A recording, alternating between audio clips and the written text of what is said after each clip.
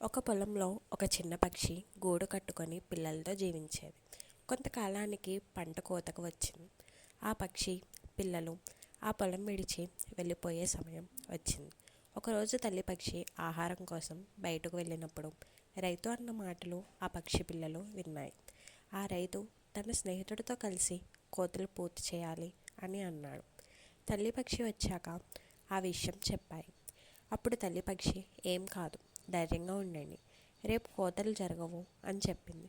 అలానే ఆ రోజు రైతు స్నేహితుడు రాలేదు. రైతు నిరాశతో రేపు బంధువుల సహాయం అడిగి కోతలు కొయ్యాలి అన్నాడు. ఈ విషయం విన్న పిల్లలు మళ్ళీ తల్లి పక్షికి చెప్పాయి. అప్పుడు ఆ తల్లి పక్షి మళ్ళీ మీరు భయపడకండి, రేపు కూడా కోతలు జరగవు అని చెప్పింది. తల్లి పక్షి చెప్పినట్టే తర్వాత రోజు కూడా కోతలు జరగలేదు.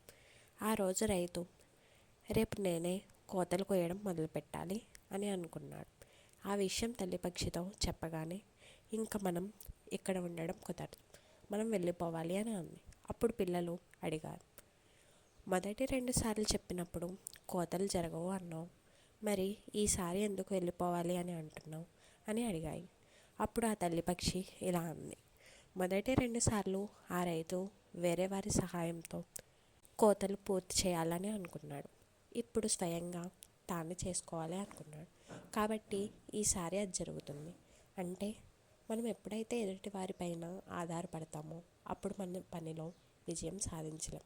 ఏదైనా పని చేయాలి అనుకుంటే స్వయంగా మనమే మొదలు పెట్టాలి.